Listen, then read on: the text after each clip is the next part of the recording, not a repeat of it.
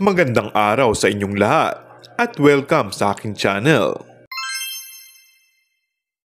Trending ang pagpapakilig na ginawa ni Kim Chiu at Paolo Avellino sa Roxas City para sa Sinadya Festival. Inabot man ng ulan, ay hindi nagpatinag ang mga fans at talaga naman dinumog ng mga netizens at K-pop fans ang kanilang idolo. Naging highlight ng nasabing event ang duet number ni Kim at Paolo. Halos dumagundong naman ang stage sa sigaw na tilian ng mga fans nang banggitin ni Paolo ang palanggata ka sa harapan ni Kim na ang ibig sabihin ay mahal kita. Ito na nga kaya umano ang pag-amin ng dalawa sa tunay na estado ng kanilang relasyon.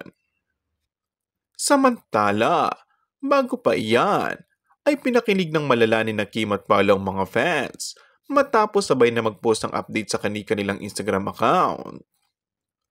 Sabay ding umalis sa Roxas ang dalawa pabalik ng Manila at gaya ng nauna, magkatabi pa rin sila sa upuan sa loob ng eroplano. And that's all for our today's video. Kung bago ka lang sa aking channel ay mag-subscribe at pindutin na rin ang notification bell. Maraming salamat!